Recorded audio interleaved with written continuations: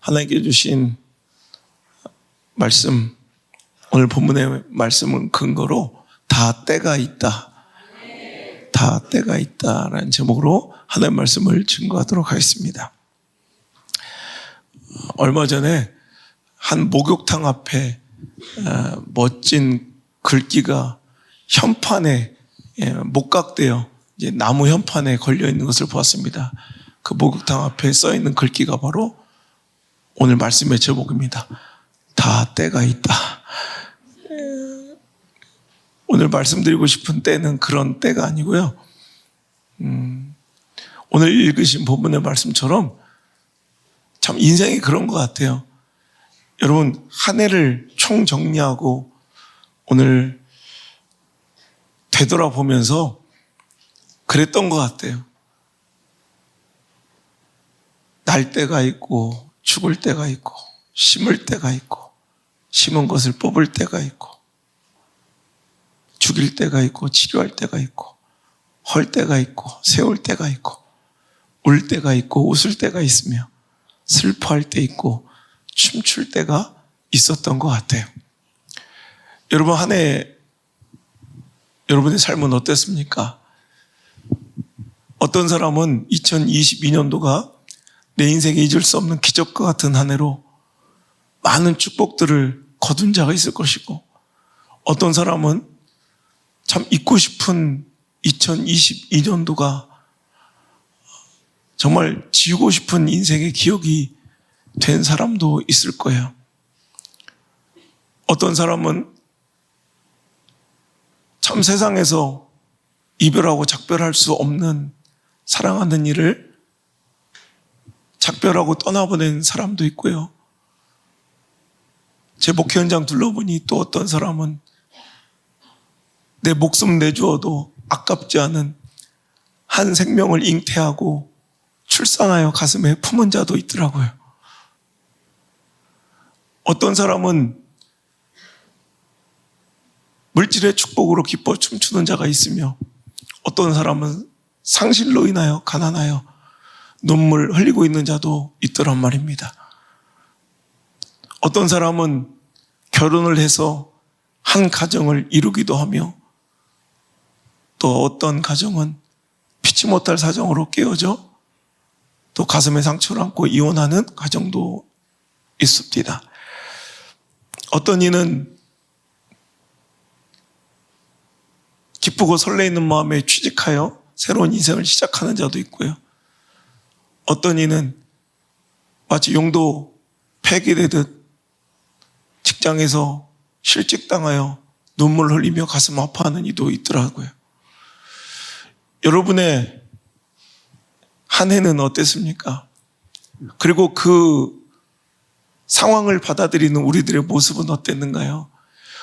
오늘 전도서가 말하는 인생에는 다 때가 있다. 이럴 때도 있고 저럴 때도 있다.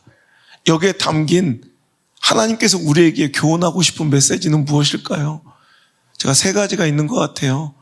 첫 번째로는 그때를 수용할 수 있는 지혜, 즉 그때에 맞게 반응할 수 있는 우리의 믿음이 있는가? 여러분, 오늘 말씀을 읽어보면 내 권한이 아니라는 거죠. 웃을 때가 있고 울을 때가 있고 슬퍼할 때가 있고 춤출 때가 있다는 거, 이거 내가 정하는 거 아니라는 거죠.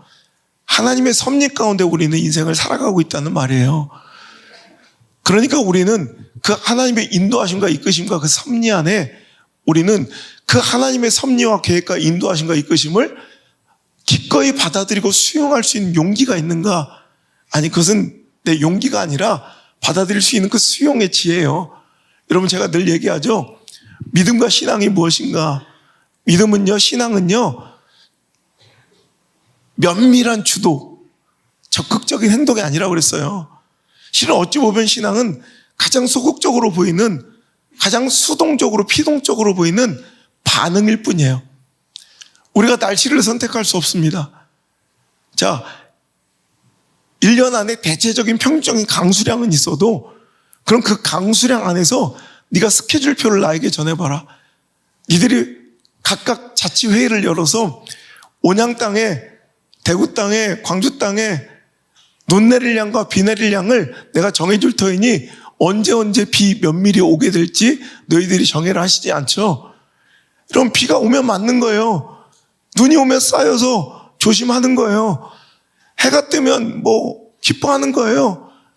여러분, 우리는 날씨를 정할 권한이 없고요. 우리는 날씨를 결정할 능력이 없어요. 누구도 날씨에 대해서 불평하지 않아요. 날씨가 있으면 우린 날씨를 선택하려는 시도하지 않아요. 혹시 날씨를 내가 정해보거나 선택하려고 시도하고 노력해 보신 분 계세요?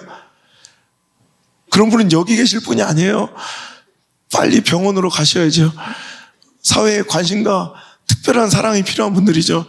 여러분, 우리는 아침에 일어나서 아는 거예요. 여러분, 계절을 따라 더울 때가 있고 추울 때가 있어요. 비 올 때가 있고 맑은 날이 있어요. 그죠? 오늘도 이것을 누구도 결정하려 하지 않아요. 이것을 누구도 선택하려 시도하지 않아요. 그냥 반응하죠. 오늘도 추운 날엔 추운 날대로 반응하고요. 더운 날엔 더운 날대로 반응할 뿐이죠. 비 올 때는 비 올 때대로 반응할 뿐이고, 여러분, 맑을 때는 맑을 대로 우린 반응하며 살아가죠. 신앙도 마찬가지예요. 다 때가 있다라는 것은 하나님의 섭리가 우리의 선택과 결정 밖의 일이라는 거예요. 우리의 권한 밖의 일이라는 거예요. 너희들은 반응하라는 거예요. 내가 결정하려는 것이 아니라, 내가 주도하려는 것이 아니라, 내가 면밀하게 계획하고 이끌어가는 것이 아니라 잘 반응하라는 거예요. 하나님께서 주신 그 모든 상황에 따라 우리는 잘 대응하고 잘 반응하는 것, 이게 바로 좋은 믿음, 건강한 믿음입니다. 여러분, 건강할 때가 있고요, 연약할 때가 있어요. 바쁠 때가 있고요, 한가할 때가 있어요. 쓰실 때가 있고요, 낮추실 때가 있더라고요. 여러분, 그때마다 그것이 틀린 게 아니에요. 나는 꼭 높아져야 되고, 나는 꼭 잘 돼야 되고, 나는 꼭 풍요해야 되는 게 아니에요. 하나님 주신 그 상황과 처지는 꼭 날씨 같은 거예요. 거기에 우리는 합당하게, 여러분, 토달지 않고, 여러분, 늘 감사함으로 비 올 때는 비 올 때대로, 맑을 때는 맑을 때대로, 여러분, 그 상황에 반응하며, 상황에 걸맞게 반응하며 살아가고 계십니까? 오늘도 내가 또 내 자아가, 내 생각이, 내 경험이 먼저 날뛰며, 내 야망이, 내 욕심이, 내 정욕이 먼저 앞서며 하나님의 때를 거스르려 하진 않습니까? 여러분, 오늘 우리 모두가 이 말씀을 이해하고 날씨를 바꾸려 하지 않고, 날씨를 선택하지 않고, 그 날씨에 맞춰 내가 반응하며 심을 때와 거둘 때를 우리는 선택하는 대신 그 때를 수용하여 그 계절에 나의 스케줄을 맞추고요, 나의 모든 일상을 그 계절에 맞추지, 그 때에 맞추지, 내 스케줄에 계절을 맞추려 하지 않아요. 농부는 아무리 뼈가 으스러지고 몸이 아프고 자기 새끼 장가를 보내고 시집을 보내야 돼도 파종할 때를 놓치지 않아요. 왜? 그때밖에 없으니까. 그때를 수용하는 거예요. 그때에 반응하는 거예요. 여러분, 지금 뭐 할 때인지 알아요? 아멘 할 때예요. 목소리가 쉬어 터져서 여러분, 이게 힘들어할 때는 여러분이 아멘 크게 해야 될 때인데, 이런 걸 늘 가르쳐줘야 하니까 돌아버리겠는 거예요. 여러분,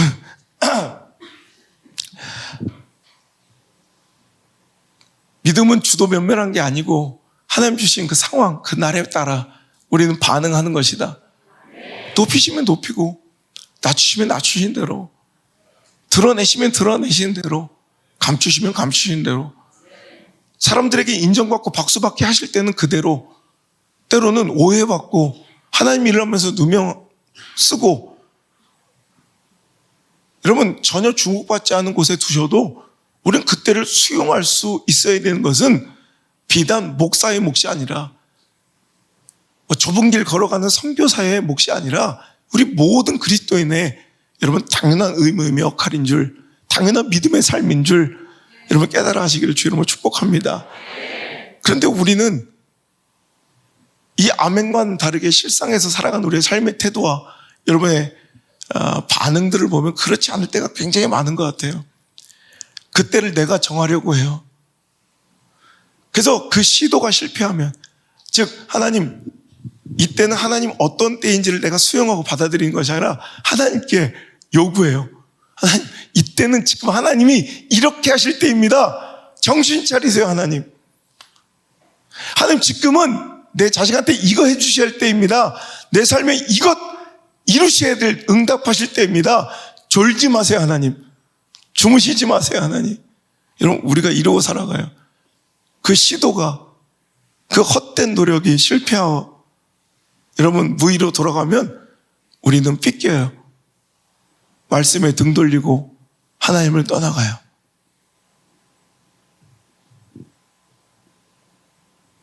하나님의 섭리와 그 때를 받아들일 이런 마음의 자세와 반응의 노력이 없는 대신 자꾸 내 삶과 때로는 목회와 교회를 내 뜻대로, 내 스케줄대로, 내 계획대로 면밀하게 주도해 가고 싶어하는 우리들의 헛된 욕망과 시도들이 이 시대에 판치고 있단 말이에요. 여러분, 2023년도에는 그랬으면 좋겠습니다. 2023년도에도 모든 것이 만족스럽지 못할 거예요. 이럴 때도 있고 저럴 때도 있을 것입니다. 2022년도가 그랬듯 울 때가 있고 또 웃을 때가 있으며 슬퍼할 때가 있고 또 춤출 때가 있을 것입니다.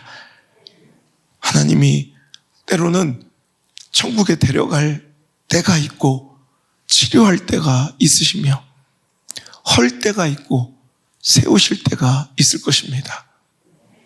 어떤 사람은 내 계획과 생각대로 그 일이 진행되고 열리고 입학하고 취업하고 누리는 자 있을 것이며 또 어떤 이는 막히고 탈락하고 떨어지고 소외된 자도 있을 것입니다. 그때마다 우리는 그때를 나에게 정하신 하나님을 신뢰하며 하나님이 옳습니다. 여러분, 제 목회 일념이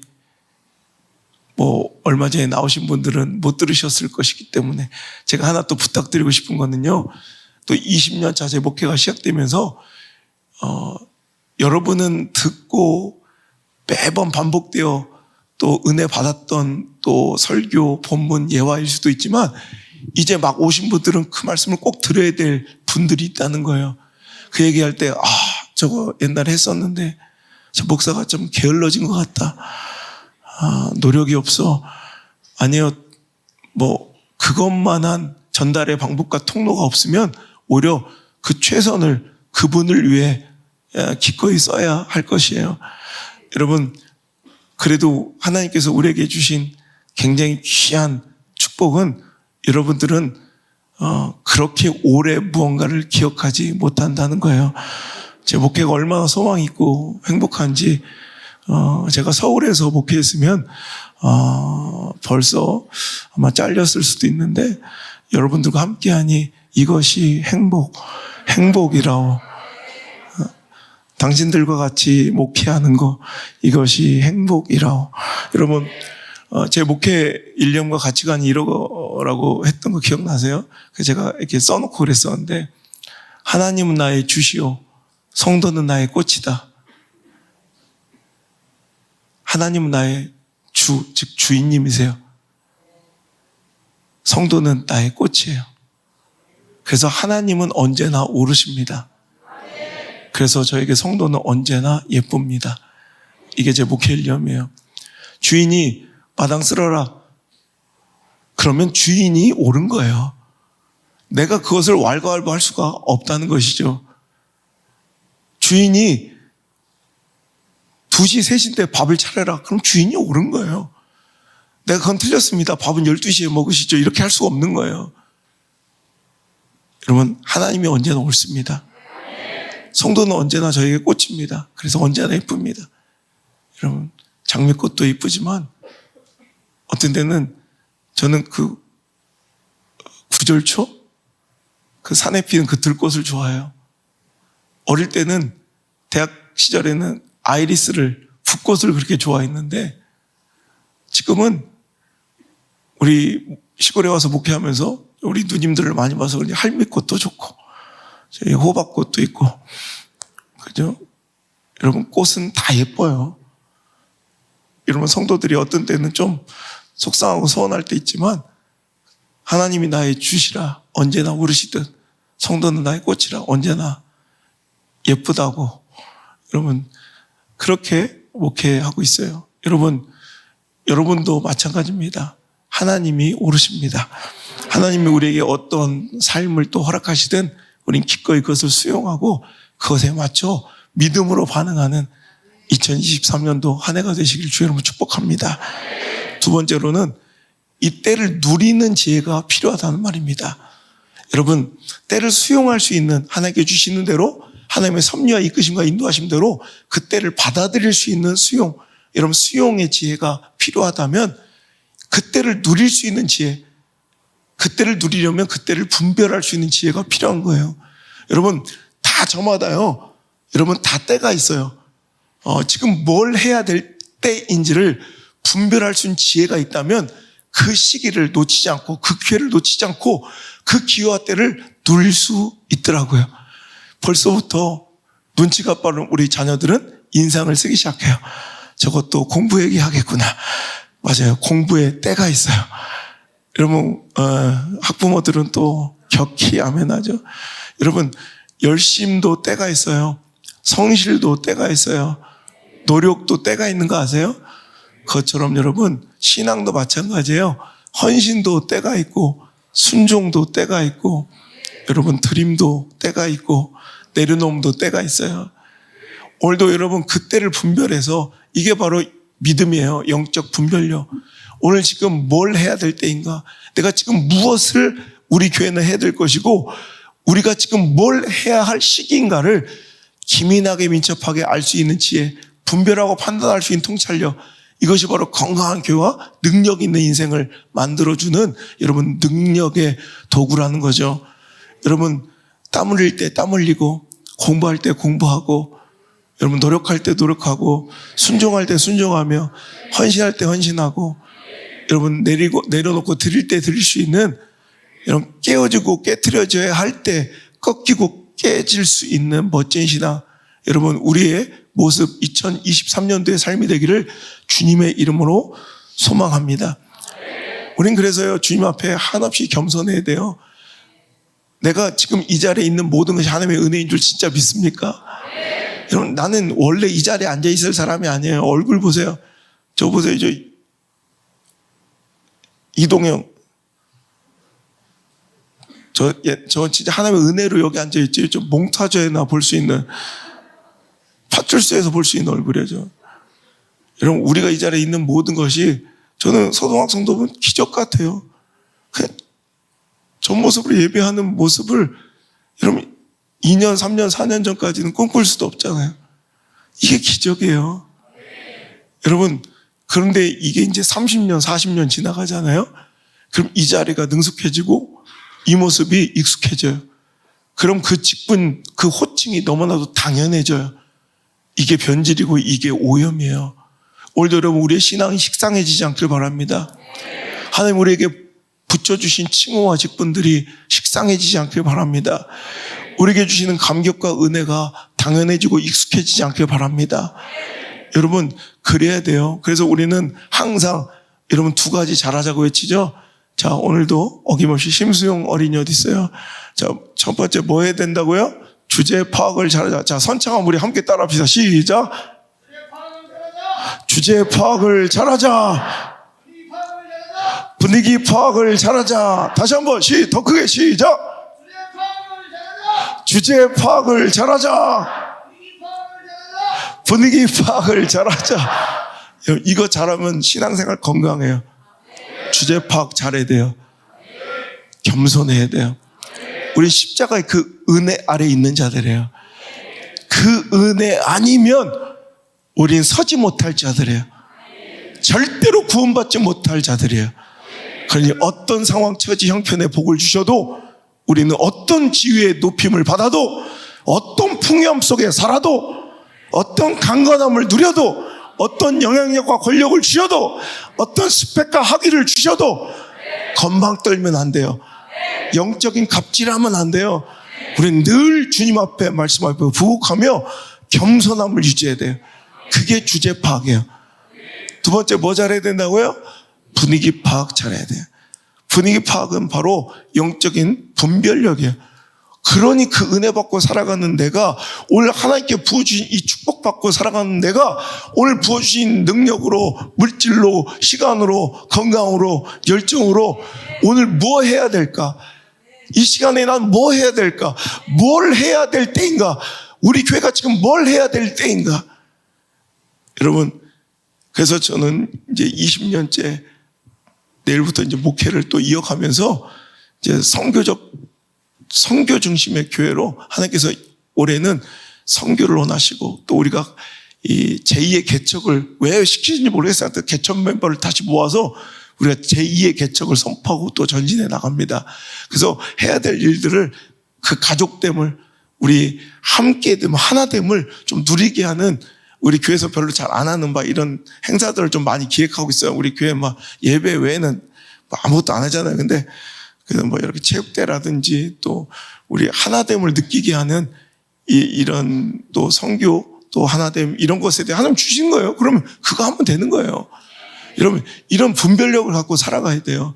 여러분은 뭘 해야 될 때입니까? 여러분, 우리 인생에도요, 다 때가 있어요. 여러분, 제가 우리 학교 학생들, 물맷돌 학교 학생들 꽃 필 때는 수업을 안 하게 해요. 가서 꽃 보고 와라. 그게 인생이에요. 내년에 보면 되죠. 아니에요. 오늘 핀 꽃은 오늘밖에 못 봐요. 그런데 우리 청춘이라 하면 바로 인생의 푸른 봄날이란 얘기예요. 봄날은 한 번밖에 지나가지 않아요. 봄은 봄답게 살아야 돼. 근데 봄에 이 청춘들이 마치 가을날처럼, 겨울날처럼 이렇게 매섭고 이렇게 뭔가 삭막한 인생을 살아가는 우리 현실을 보면서 전 너무 불쌍한 거예요. 봄은 봄처럼 살아야 돼. 여러분, 제가 늘 얘기하죠. 저마다 인생의 계절이 있다면 그 계절을 좀 누리라고. 그런데 제가 인생들을 바라보면 늘 그 때를 알지 못하고 누리지 못하는 사람들이 많고요. 그 누리지 못함의 결과가 불평과 분노와 불만이에요. 이것이 하나님 주신 때를 누리지 못하는 사람들의 결정적 증거고 반증이에요. 맨날 불평하고 원망하고 살아요. 분노하고 살아요. 젊은 날에는 돈도 없다고. 그런 젊은 날에 돈 있는 사람이 누가 있냐? 돈이 없어서 못하는데 좀 누리고 많은 거 경험하고 오늘도 좀 세상을 좀 누비고 살아라 그러면 돈이 없어서 못한대. 그 중년이 돼요. 이제 열심히 취직해서 돈 벌어요. 그 이제 물질적 여유는 있어요. 돈은 좀 있는데 중년 때는 왜 못 나가요? 서동학 씨? 시간이 없어요. 문을 못 닫아. 놀러 가지 못하는, 여행도 못 하는 거예요. 시간이 없어서. 근데 이제 노년이 되면 물질도 여유 있고 시간도 여유 있어. 그러면 그때부터 뭐가 없어? 기력이 없어. 맨날 못하고 사는 거예요. 맨날 젊은 사람들은 아버지처럼 되고 싶다고, 아버지는 빨리 나도 제가 할아버지처럼 되고 싶다고, 할아버지는 또 저 손자처럼 되고 싶다고 맨날 돌면서 평생 후회만 사는 사람이 있고, 평생 그때를 누리며 행복하고 즐겁고 소망 있게 사는 사람들이 있어요.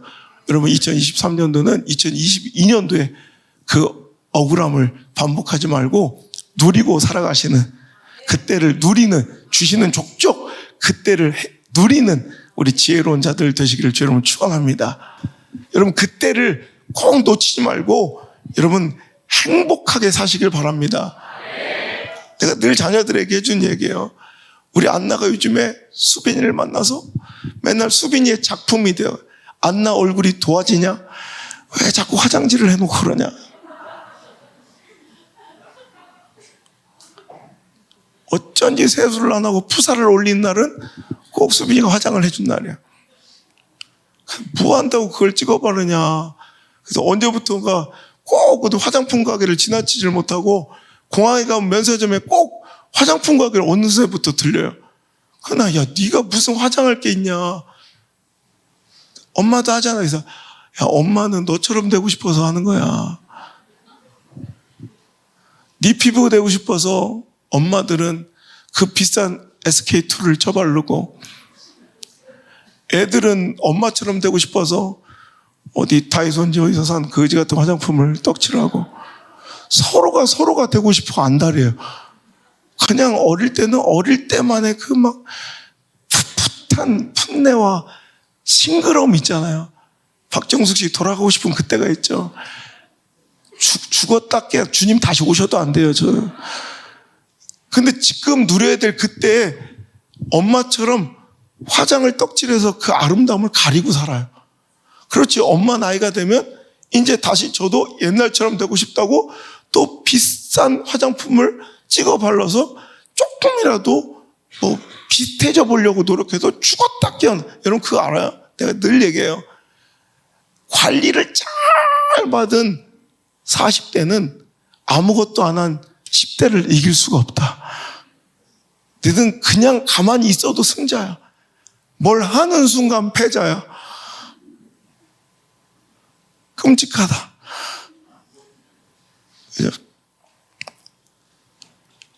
여러분, 우리는 자꾸 이렇게 오늘을, 이때를, 이 기회를 누리지 못한 채 참 어리석게 살고 있는 것 같아요.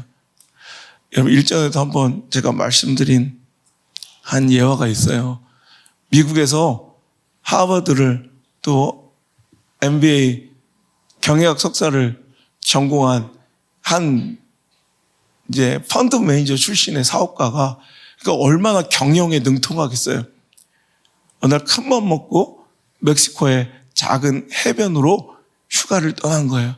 실로 오랜만에 누리는 휴가였죠. 눈코 뜰 새 없이 밥 먹을 시간도 없이 살아가던 그는 정말 몇십 년 만에 휴가를 내요. 이제 오랜만에 여유를 누리려고. 그런데 이 직업병은 어쩔 수가 없는 거예요. 가만히 누워서 해변에 석양을 보고 있는데 한 어부가 자꾸 눈에 밟히는 거예요.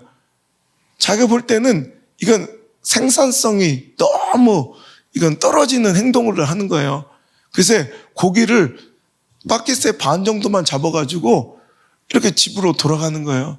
그러니까 이제 이 직업병이 발동한 이 미국의 이 사업가는 이 멕시코 어부한테 아니 요 놈들 이거 몇 마리 잡는데 얼마나 걸리셨습니까? 물어보는 거예요. 그랬더니 그 멕시코 어부가 뭐 별로 그렇게 많이 걸리지 않았으면 뭐 한 2시간 정도 이런 거예요. 그러니까 아니 그럼 조금만 더 노력하고 조금만 더 부지런하면 이거보다 몇 배는 더 잡을 수 있겠네요? 그랬더니 그렇겠죠. 그럼 더 많이 잡으면 조금만 근무 시간을 늘리고 어차피 나간 김에 한 2-3시간만 더 일해서 뭐 아니면 서너 시간 뭐 5시간만 더 일해서 이거보다 몇 배를 더 잡으면 돈도 더 많이 벌 수 있고 좋지 않아요? 그랬더니 그 멕시코 어부가 그러더래요. 저는 뭐 그냥 가족들 오늘 뭐 내일 먹을 정도랑 이웃들 친구들에게 나눠줄 정도면 충분한걸요 뭐. 그래서 아니 그러면 이렇게 조금 일하고 그렇게 하루 먹고 사는 거에 만족하면 친구들 나눠준 거에 만족하면 그 남는 시간에는 뭐 합니까? 그랬더니 그 어부가 하는 말이 그냥 낮잠 좀 자고요. 일어나면 우리 아이들과 좀 놀아주고요. 또 아내와 좀 대화를 나누다가 뭐 저녁 먹고 저녁 후에는 마을 어슬렁거리며 다닙니다. 그러다 친구를 만나면 포도주 한 잔을 마시고 기타도 치고 뭐 그렇게 노래 한 소절 부르고 그렇게 보내는 거죠 뭐. 이 말을 듣자 그 미국인 사업가가 웃으며 말했습니다. 선생님께서는 저를 잘 모르시겠지만 저는 미국의 하버드 대학을 나왔고 MBA를 마쳤습니다. 그러니 제가 선생님을 도와줄 수 있을 것 같아요. 예를 들면 이제 생산성을 높이셔야 합니다. 선생님은 오늘부터 조금만 더 일찍 나오고 조금만 더 늦게 퇴근해서 그 애들하고 노는 뭐 이렇게 어슬렁거리는 이런 시간들 좀 이렇게 줄이고 고기를 이거보다 2배, 3배만 더 잡으십시오. 충분히 잡을 수는 있어요. 그리고 나선 이제 드시고 이제 평소처럼 쓰실 만큼 쓰시고 남는 것을 팔아 돈을 저축하셔야 합니다. 그리고 나서 그 돈을 좀 모으면 이제 아저씨가 선생님이 잡은 물고기를 소비자에게 직접 팔아서 이 이익을 더 극대화시키고 또 나중엔 통조림 공장을 열어 남은 그 재고도 소진할 수 있도록 이제 이렇게 계획을 짜서 나가면 결국 선생님은 생산에서 가공, 유통까지 이르는 이 모든 과정을 다 손해주게 되는 것입니다. 그리고 이제 멕시코 전 지역은 물론이고 나중엔 전 세계로도 팔 수 있는 큰 사업가가 될 수 있어요. 그랬더니 눈을 꿈뻑꿈뻑 그 말을 듣고 있던 이 어부가 아니 그렇게 하려면 대관절 시간이 얼마나 걸리겠어? 최소한 15년 이상은 걸리겠죠. 그러자 그럼 그 다음에는 어떻게 되는 건데요? 이제 자기 카운셀링에 관심을 갖는 모습에 이제 미국인 사업가는 더 흥분하고 이제 자신이 있어져서 이제 자신감 넘치는 표정으로 말을 이어갑니다. 이제부터 가장 중요한 순간입니다. 이제 당신은 법인을 세우고 주식회사를 만든 다음에 주식을 상장하고 주식을 팔아 엄청난 부자가 될 수 있습니다. 그러면 수백만 달러, 아니 수천만 달러를 손에 거머쥘 수도 있다는 거예요. 그랬더니 수백만 달러? 수천만 달러? 아니 그렇게 큰 돈, 그 어마어마한 돈을 자기는 이제 상상도 못 해봤던 돈이니까 그 수십억, 또 달러 얘기하니까 또 이게 반응이 없네. 그 수십억, 그 수백억, 그 큰 돈을 벌면 그 다음에는 어떻게 되는 건데요? 그러자 그 미국인 사업가가 그 다음에는 이제 여유롭게 사셔야죠. 은퇴를 해서 작은 바닷가 근처에 집을 지은 다음에 낮잠도 푹 주무시고 손주들과 해변을 뛰며 놀고 아내와 대화도 많이 하고 저녁에는 그냥 마을 어귀를 어슬렁거리며 친구들 만나 술도 한잔 기울이고 기타도 치고 노는 거죠 뭐. 그랬더니 아시겠죠? 어부의 말이 지금 내가 그렇게 살고 있지 않소. 그래요. 막 자꾸 우리는 내일 이러면서 여러분 온갖 근심과 걱정을 다 지니고 살아요. 하지만 예수님은 단호해요. 무엇을 먹을까? 무엇을 마실까? 무엇을 입을까? 걱정하지 말고 제발 내일 일은 내일 근심하라. 오늘로도 넌 족하다. 매일 쫓기듯 여러분 삶 속에서 그 때를 알지 못한 채 쫓기며 살지 말고 허둥거리며 목적 없이 살지 말고 주신 그때 그 기회를 누리며 여러분 열심히 오늘을 최선을 다해 성실하게 학생은 학생의 때를 누리고 주부는 주부의 때를 누리고 목사는 목사의 때를 누리고 성도는 성도의 때를 누리고 직장인은 직장인의 때를 누리고 사역자는 사역자의 때를 누리며 그 과정을 행복하게 누리세요. 여러분 자식 키우는 게 힘들잖아 우리 세대들. 어느 순간 이제 그 자식들을 떠나보내야 될 때가 있다. 우리 3남매를 연달아 출산해놓고 정말 전쟁이야 전쟁. 밥 한 번 또 우리 부부가 내외가 그때는 제가 그때 할 일이 좀 많았어야 되는데 그때 집회가 좀 있어서 토꼈어야 되는데 그때는 친구도 없고 할 일도 없어서 맨날 집구석에 앉아있느라 해보는 게 이래서 해보는 게 여러분 진짜 어디 식당도 못 가요. 어디 돌아다니지 못해요. 그냥 밥 한 번도 제대로 먹을 수 없어요. 막 이게 저 없고 저게 없고 저거 깨트리고 막 정신 없어요. 그러니까 막 어떨 때는 집사람도 막 밥 먹다가 막 울기도 해요. 막 너무 힘드니까 버거우니까 이거 하나 앉혀서 밥 먹이 있으면 저희 가서 똥 찍어 발라 먹고 있고 막 밥 먹고 있으면 기저귀를 밥에다 던지고 막 정신없다고. 야 이거 언제 키우나. 이 힘든 일을 언제까지 반복해야 되는데 정신 차려보니까 엊그제보로 이제 두 아들들이 저보다 이제 키가 컸어요. 안드레까지는 내가 놓치기 싫었는데 저놈도 저보다 이제 엊그제 잴 때 이제 우리가 매주 재거든요. 엊그제 드디어 저보다 커졌더라. 파마를 해서 좀 고를 높인 것 같은데 저는 머리가 빠져서 자꾸 이렇게 줄어들고 언서가 나보다 더 커져서 이제 또 제가 어머니 아버지를 떠나 지금껏 그렇게 따로 살듯 유학을 떠날 때가 됐어요. 다 때가 있더라고요. 다 때가 있어. 사랑할 때가 있고 떠나보낼 때가 있고 그 때를 여러분 잘 누리시고 사시길 바라요. 여러분 제가 요즘에 영화 배우 손석구 씨를 제가 좀 관심 있게 보고 있어요. 사람이 참 괜찮더라고요. 근데 보니까 나이에 비해서 연기 경력에 비해서 작품이 너무 많아. 다작의 아이콘이더만 1년에 두세 편을 막 한대요. 그냥 어떻게 동시에 두 개도 찍고 그런데 그래서 좀 약간 퀄리티 있는 배우들은 그렇게 잘 안 하거든요.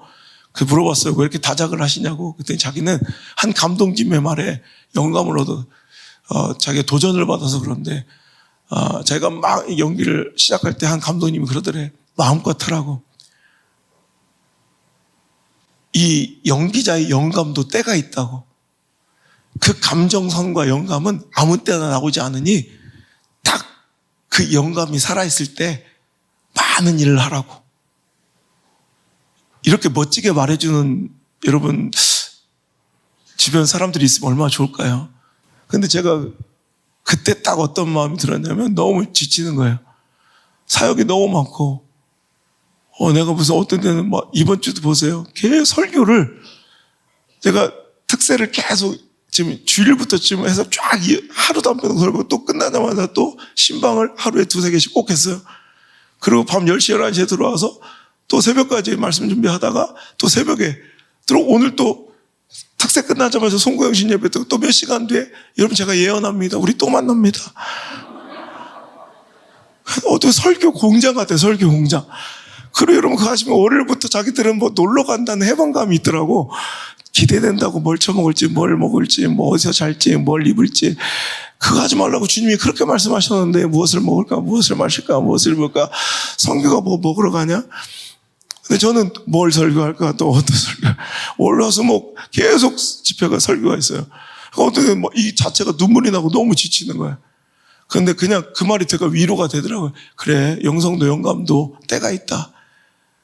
나중엔 하고 싶어도 안 될 때가 있다. 주실 때 그냥 마음껏 설교하자. 여러분도 그래요. 주신 때 그 기회를 잘 누리시며 열심히 살아가시기를 주의 이름으로 축복합니다. 마지막에 여러분 때를 수용하고 때를 누려야 된다면 마지막으로 때를 준비하는 자가 되어야 할 줄 믿습니다. 전도서 3장 1절 이것이 결론이었어요. 실은 그 모든 8절까지의 말씀의 결론이 1절입니다. 시작.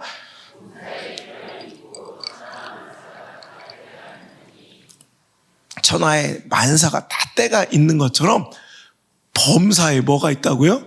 기한이 있어요. 유통기한만 있는 것이 아니라 우리 인생에도 기한이 있어요. 끝이 있다고요. 영원한 게 아니라고요. 무한대가 아니라고요.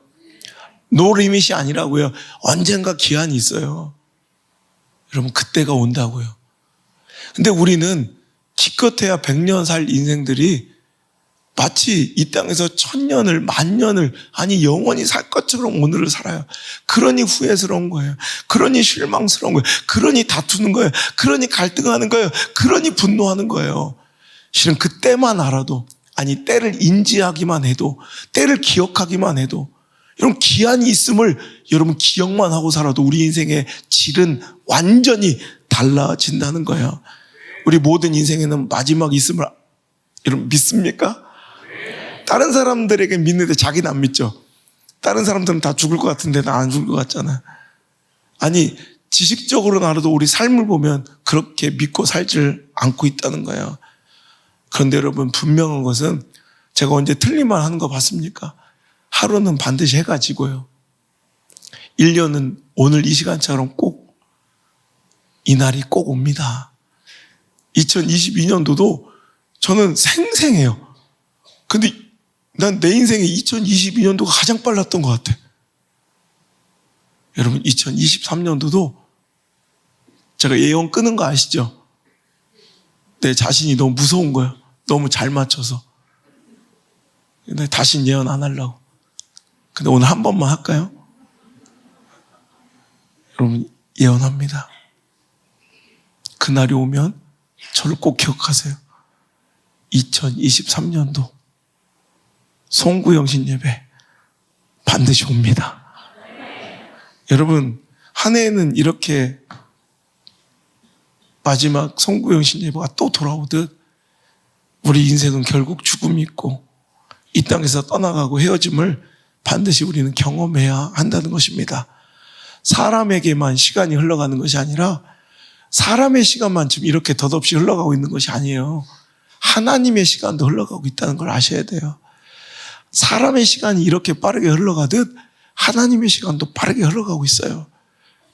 그 말인즉슨 반드시 주님의 다시 오심과 그 심판의 때가 있다는 것입니다.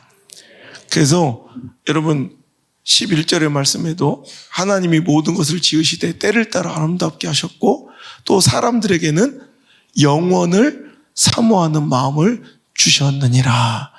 우리는 여러분 이 때를 따라 아름답게 하신 하나님의 은혜를 누리면서도 영원을 사모하는 마음을 가지셔야 한다는 것입니다.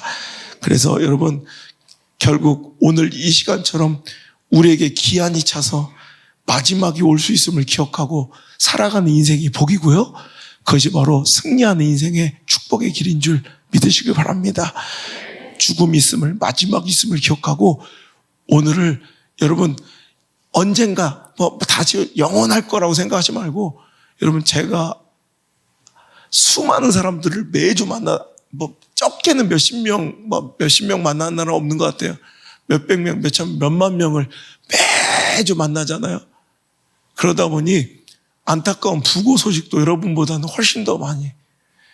불과 며칠 전까지도 내년에 다시 만나서 저랑 밥 먹기로 약속했던, 골프 치기로 약속했던 분이 여러분 오늘 아침에 돌아가셨어요. 여러분 당연한 게 아니에요. 이 송구영신 예배가 매번 반복되고 당연히 오는 것 같지만 그렇지 않을 수도 있어요. 여러분 그 마지막 때가 이건 절망이고 저주가 아니라 이건 당연한 진리예요. 그때가 있음을 잊지 마십시오. 그때 후회하지 않도록 오늘을 사시는 게 지혜예요.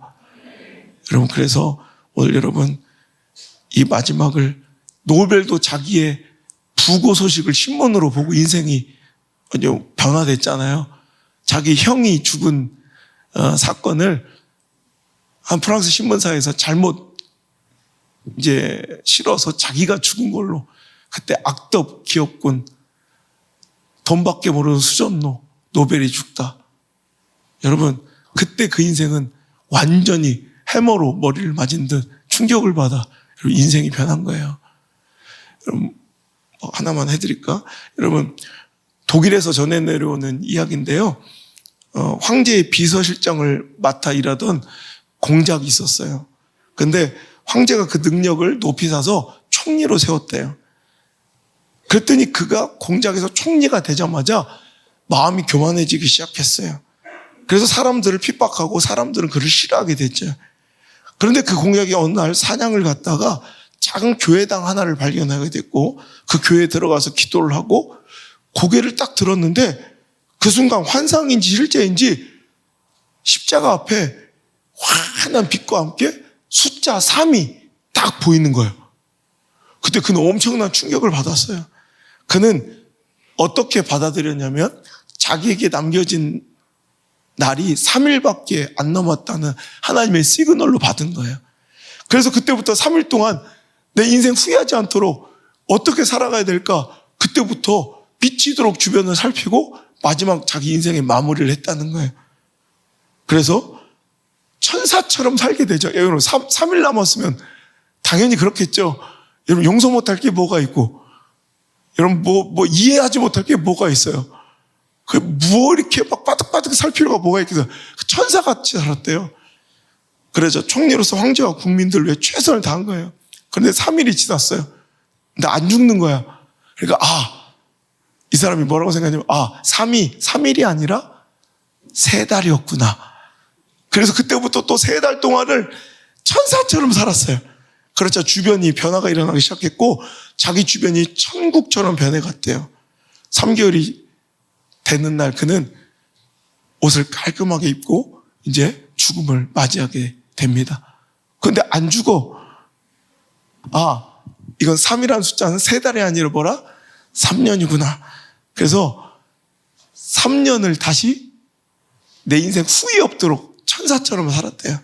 그래서 3년이 지난 동안 황제가 너무너무 감동을 받고 주변의 신하들은 물론 국민들의 엄청난 이런 찬사와 또 감동을 또 칭찬을 받는 자가 되었죠. 그런데 그때 마침내 황제가 병이 들어 죽게 되었는데 황제는 이 총리를 다름 아닌 자기 뒤를 이어 다음 황제로 세우라는 유언을 하고 죽습니다. 그때 신하들과 온 국민들은 한 사람도 반대한 사람이 없었고 그 황제의 유언을 받아들여 3년 되는 날 그는 죽는 게 아니라 황제로 등극하게 됩니다. 우리 역사에서는 별로 잘 안 알려져 있지만 독일 남부 쪽에 가면 바이에른 공국의 미넨이 수도죠. 바이에른 공국의 황제로 등극하게 된 루드비히라는 황제가 바로 이 사람이에요. 전설처럼 내려오는 얘기인데 여러분 오늘 이 시간 이 예배가요. 하여튼 사람은 고쳐 쓰는 거 아니다. 오늘은 무조건 일찍 끝내야지 했는데 결국 또 12시 반이다. 여러분 오늘 이 말씀이 여러분 인생에 그런 강렬한 충격이 좀 됐으면 좋겠어요. 우리 다 죽어요. 우리 다 끝이 있어요. 우리 서로에게 축복합시다. 당신도 죽습니다. 자, 환하게 웃으면서 당신도 죽을 거예요. 다 때가 있어요. 새해 좀 축복을 좀 해줘야지 저주스러운 얘기를 하는 것 같아도 이게 축복이에요. 죽을 거예요. 저렇게 좋아하는데 죽는다는데 죽여버리려고 그냥. 잊지 말라고요. 그러면 돼요. 나 죽지. 그래, 나도 언젠간 죽지. 그럼 이렇게 살면 안 되지. 이렇게 후회 살면 안 되지. 이렇게 빠득빠득 이렇게 악하게 살면 안 돼. 이렇게 남들에게 독하게 살면 안 되지. 이렇게 누구를 짓밟으면 안 되지. 이렇게 누구를 무시하면 안 되지. 잊지 말라고요. 우리는 곧 그때를 맞이하게 될 것이고 주님은 반드시 하나님의 시간을 따라 오실 것이고 우리를 심판하실 것입니다. 다 때가 있다. 그때를 수용하시고 그때를 누리시고 그때를 준비하시는 사랑하는 멋진 하나님의 귀한 종들 되시길 주로 축복합니다.